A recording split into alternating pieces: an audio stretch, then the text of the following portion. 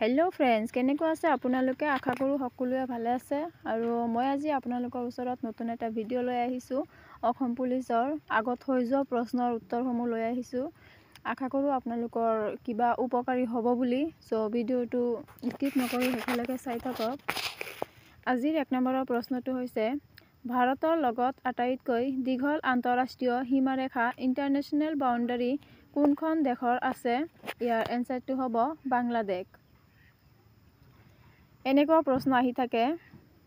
2 নম্বৰৰ প্ৰশ্ন আনন্দ মঠৰ লেখক কোন? ইয়াৰ এনসাৰটো হ'ব বঙ্কিম চন্দ্ৰ চেটাৰ্জী। আনন্দ মঠৰ লেখক হৈছে বঙ্কিম চন্দ্ৰ চেটাৰ্জী। 3 নম্বৰৰ প্ৰশ্ন মায়ৰৱতী আশ্ৰম কোনখন ঠাইত অৱস্থিত? ইয়াৰ এনসাৰটো হ'ব আহমেদাবাদ।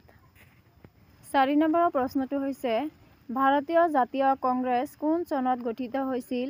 ইয়াৰ এনসাৰটো হ'ব 1885 চনত। 1885 চনত ভাৰতীয় জাতীয় কংগ্ৰেছ গঠিত হৈছিল। 5 নম্বৰৰ প্ৰশ্ন অসম সাহিত্য সভাৰ প্ৰথম সভাপতিগৰাকীৰ নাম কি আছিল? ইয়াৰ এনসাৰটো হ'ব পদ্মনাথ গোহাঁই বৰুৱা। অসম সাহিত্য সভাৰ প্ৰথম সভাপতিগৰাকীৰ নাম আছিল পদ্মনাথ গোহাঁই বৰুৱা। 6 নম্বৰৰ প্ৰশ্ন ভাৰতৰ হোমাৰ বুলি কাক কোৱা হয়? ইয়াৰ এনসাৰটো হ'ব কালিদাস। কালিদাসক ভাৰতৰ হোমাৰ বুলি জনা যায়। 7 নম্বৰৰ প্ৰশ্ন অসমৰ কোনখন জিলাত আন্তঃৰাষ্ট্ৰীয় সীমা নাই? ইয়াৰ এনসাৰটো হ'ব তিনিচুকীয়া। ইয়াত মানে গোটেইখিনি প্ৰশ্নত অপশ্যন দিয়া আছিল। 4টাকে অপশ্যন দিয়া থাকে। মই যিটো শুদ্ধ সেইটোহে লিখি দিছোঁ। অসমৰ তিনিচুকীয়া জিলাত আন্তঃৰাষ্ট্ৰীয় সীমা নাই। অপশ্যন কেইটাৰ ভিতৰত শুদ্ধ উত্তৰটো আছিল তিনিচুকীয়া। 8 নম্বৰৰ প্ৰশ্ন কোন চনত ভাৰতীয় সংবিধানত মৌলিক কৰ্তব্যসমূহ অন্তৰ্ভুক্ত কৰা হৈছিল? ইয়াৰ এনসাৰটো হ'ব 1976 চনত ভাৰতীয় সংবিধানত মৌলিক কৰ্তব্যসমূহ অন্তৰ্ভুক্ত কৰা হৈছিল। 9 নম্বৰৰ প্ৰশ্ন টেৰিটৰিয়েল ৱাটাৰৰ অৰ্থ হৈছে এখন দেশৰ উপকূলৰ ওচৰত অৱস্থিত সাগৰৰ পানী। টেৰিটৰিয়েল ৱাটাৰৰ অৰ্থ হৈছে এখন দেশৰ উপকূলৰ ওচৰত অৱস্থিত সাগৰৰ পানী। 10 নম্বৰৰ প্ৰশ্ন কাৰেঙৰ লিগিৰী কোনে ৰচনা কৰিছিল? ইয়াৰ এনসাৰটো হ'ব জ্যোতিপ্ৰসাদ আগৰৱালা। জ্যোতিপ্ৰসাদ আগৰৱালাই কাৰেঙৰ লিগিৰীখন ৰচনা কৰিছিল। 11 নম্বৰৰ প্ৰশ্ন ওজন লেয়াৰত হলছ হোৱাৰ কাৰণ কি? ইয়াৰ এনসাৰটো হ'ব CFC। 12 নম্বৰৰ প্ৰশ্ন প্ৰথম অসমীয়া মহিলা কেন্দ্ৰীয় মন্ত্ৰী কোন আছিল? ইয়াৰ এনসাৰটো হ'ব ৰেণুকা দেৱী বৰকটকী। ৰেণুকা দেৱী বৰকটকী প্ৰথম অসমীয়া মহিলা কেন্দ্ৰীয় মন্ত্ৰী আছিল। 13 নম্বৰৰ প্ৰশ্ন গুৱাহাটীত থকা অসমৰ ভিতৰতে আগশাৰীৰ শিক্ষানুষ্ঠানখন কি? ইয়াৰ এনসাৰটো হ'ব কটন কলেজ। 14 নম্বৰৰ প্ৰশ্ন কোনটো জনগোষ্ঠীয়ে অসমত প্ৰথম ধান খেতি কৰিছিল? ইয়াৰ এনসাৰটো হ'ব বড়ো। বড়ো স্পেলিংটো চাই ল'ব। বড়োসকলে অসমত প্ৰথম ধান খেতি কৰিছিল।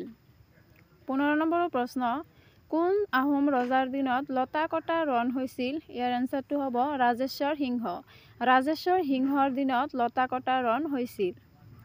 16 নম্বৰৰ প্ৰশ্ন গুৰু নানকৰ জন্ম ক'ত হৈছিল? ইয়াৰ এনসাৰটো হ'ব নানকানা চাহিব। নানকানা চাহিবত গুৰু নানকৰ জন্ম হৈছিল। 17 নম্বৰৰ প্ৰশ্ন 1956 চনত ভাৰতৰ ৰাজ্যসমূহৰ পূৰ্ণ গঠন কিহৰ ওপৰত হৈছিল? ইয়াৰ এনসাৰটো হ'ব ভাষা। ভাষাৰ ওপৰত 1956 চনত ভাৰতৰ ৰাজ্যসমূহৰ পূৰ্ণ গঠন হৈছিল। 18 নম্বৰৰ প্ৰশ্ন ভাৰতৰ আটাইতকৈ সৰু ৰাষ্ট্ৰীয় উদ্যান হৈছে ওৰাং। ওৰাং হৈছে অসমৰ আটাইতকৈ সৰু ৰাষ্ট্ৰীয় উদ্যান। 19 নম্বৰৰ প্ৰশ্ন ভাৰতৰ সংবিধান গ্ৰহণ কৰা হৈছিল 26 নৱেম্বৰ 1949 চনত। 26 নৱেম্বৰ 1949 চনত ভাৰতৰ সংবিধান গ্ৰহণ কৰা হৈছিল। 20 নম্বৰৰ প্ৰশ্ন কাক দিহিঙীয়া ৰজা বুলিও জনা যায়? ইয়াৰ এনসাৰটো হ'ব চুহুংমুং। চুহুংমুং স্পেলিংটো অলপ ভুল হৈছে, আপোনালোকে শুদ্ধকৈ লিখি ল'ব। চুহুংমুঙক দিহিঙীয়া ৰজা বুলি জনা যায়। 21 নম্বৰৰ প্ৰশ্ন কেতিয়া কাৰ্গিল বিজয় দিৱস পালন কৰা হয়? ইয়াৰ এনসাৰটো হ'ব 26 জুলাই।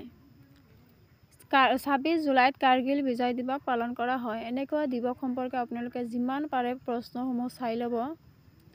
22 নম্বৰৰ প্ৰশ্ন বিশ্ব ঐতিহ্য ক্ষেত্ৰসমূহৰ সৈতে কি জড়িত নহয় ইয়াৰ এনসাৰটো হ'ব শিৱসাগৰ 23 নম্বৰৰ প্ৰশ্ন ধিং এক্সপ্ৰেছ বুলি কাক কোৱা হয় ইয়াৰ এনসাৰটো হ'ব হিমা দাসক ধিং এক্সপ্ৰেছ বুলিও কোৱা হয় 24 নম্বৰৰ প্ৰশ্ন মহাত্মা গান্ধীক মহাত্মা উপাধি কোনে দিছিল ইয়াৰ এনসাৰটো হ'ব ৰবীন্দ্ৰনাথ ঠাকুৰে মহাত্মা গান্ধীক মহাত্মা উপাধি দিছিল 25 নম্বৰৰ প্ৰশ্ন শৰাইঘাটৰ প্ৰথম যুদ্ধ কেতিয়া আৰম্ভ হৈছিল 1671 চনত শৰাইঘাটৰ প্ৰথম যুদ্ধ আৰম্ভ হৈছিল 26 নম্বৰৰ প্ৰশ্ন ভাৰতৰ অৰ্থনৈতিক জৰীপ কোনটোৰ সৈতে জড়িত ইয়াৰ এনসাৰটো হ'ব বিত্ত মন্ত্ৰালয় 27 নম্বৰৰ প্ৰশ্ন ৱেবছাইটৰ প্ৰথম পৃষ্ঠাটোক কি বুলি কোৱা হয় ইয়াৰ এনসাৰটো হ'ব হোম পেজ ৱেবছাইটৰ প্ৰথম পৃষ্ঠাটোক হোম পেজ বুলি কোৱা হয় সো ফ্ৰেন্ডস আজি প্ৰশ্ন এইখিনি আছিল আৰু কেনেকুৱা পালে ভিডিওটো কমেন্ট কৰি জনাব আৰু বাই চান্স যদি মোৰ কিবা প্ৰশ্নৰ উত্তৰ ভুল হৈ থাকে তেনেহলে আপোনালোকে কমেন্ট কৰি জনাব